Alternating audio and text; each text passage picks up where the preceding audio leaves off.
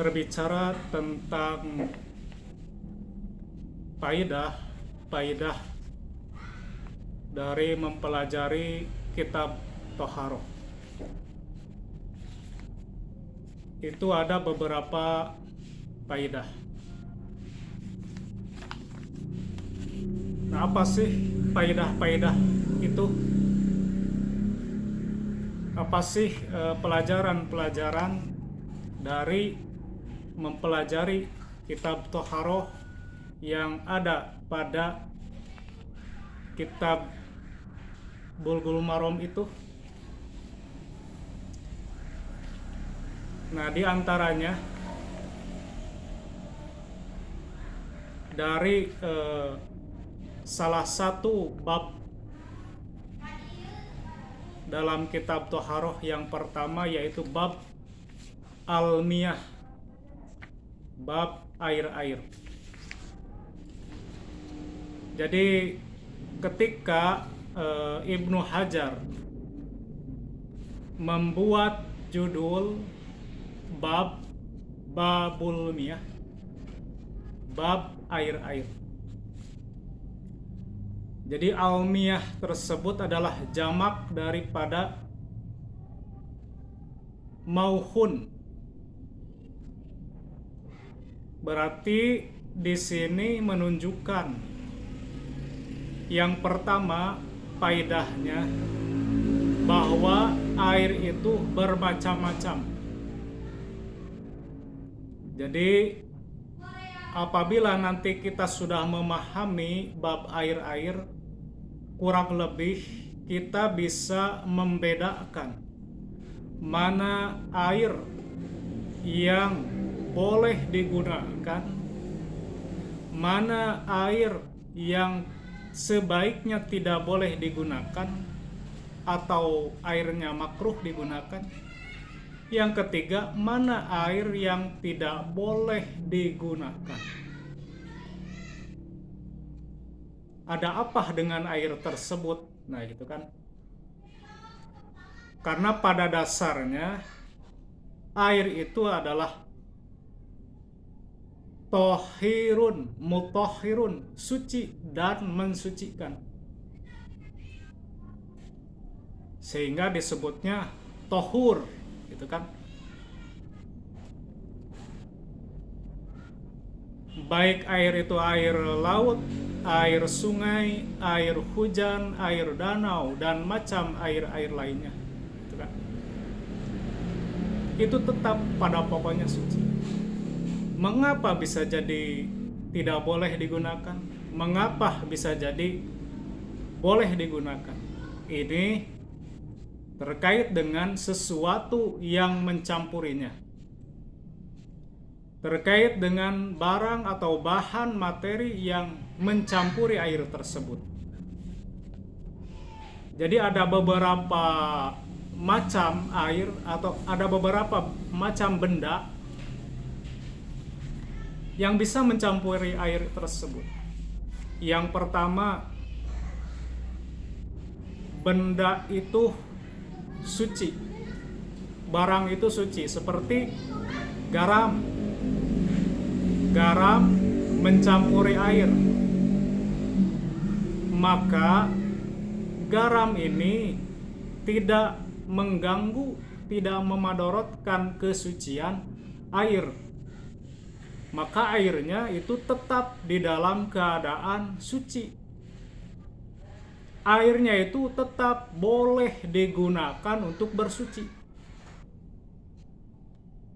Boleh digunakan untuk berwudu, boleh digunakan untuk mandi, boleh digunakan untuk bersuci lainnya. Ada juga ternyata barang yang kotor. Seperti apa barang yang kotor? Misalkan tai tikus, kotoran tikus, kotoran lalat. Karena mengapa disebut kotor? Karena tidak ada dalil yang menerangkan najisnya. Tidak ada dalil yang menerangkan najisnya. Sehingga apabila air itu tercampuri oleh misalkan tai cacak, bercak gitu kan, maka tetap saja airnya itu jadi kotor gitu kan. Nah, barangkali sebaiknya air tersebut tidak boleh digunakan. Nah, nanti akan terkait kepada ukuran air maksimal dan minimalnya gitu kan. Yang menurut sebagian ulama, yang maksimal ukuran air itu adalah 2 kulah. Yang di dalam kitab Tuhfatul Kiram disebutkan bahwa 2 kulah itu adalah 200 kg. Berarti apabila kurang dari kapasitas tersebut, maka sebagian ulama mengatakan akan memadorotkan airnya jika tercampuri oleh najis. Nah, yang ketiga itu jelas, yaitu barang yang najis, benda yang najis yang mencampuri air. Maka tentu airnya jadi najis gitu kan. Tidak boleh digunakan untuk bersuci, tidak boleh digunakan untuk berwudu, tidak boleh digunakan untuk mandi dan bersuci lainnya. Maka kita harus bisa membedakan hal-hal tersebut. Maka yang fikih itu harus paham kepada hal-hal tersebut. Nanti hikmahnya apa? Hikmahnya tentu itu berkaitan dengan kesehatan. Jika kita bersuci dengan air yang bersih, bebas dari kotoran, bebas dari najis, tentu itu akan menyehatkan fisik kita, badan kita, membersihkan dari kotoran yang nempel di badan kita, sehingga nanti juga akan membersihkan bagian rongga-rongga kita yang dicuci, seperti bagian dalam hidung kita, bagian dalam mulut kita,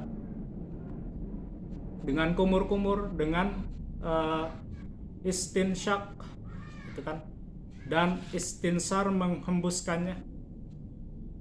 Itu kan kaitan dengan nantinya kesehatan untuk lebih luasnya.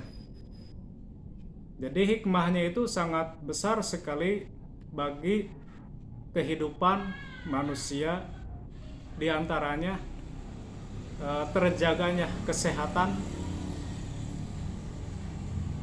Nah, barangkali demikian ya hikmah atau faidah-faidah dari mempelajari kitab Thaharah, yang utamanya diantaranya dengan mempelajari bab air. Nanti apabila nanti ada waktu yang luang, insya Allah kami akan membahas kembali hadis-hadis di dalam bab air tersebut. Mudah-mudahan kita diberikan kesehatan, kekuatan untuk bisa mengkajinya, memahaminya, dan utamanya bisa mengamalkannya. Barangkali demikian yang saya dapat sampaikan. Mudah-mudahan ada manfaatnya. Wassalamualaikum warahmatullahi wabarakatuh.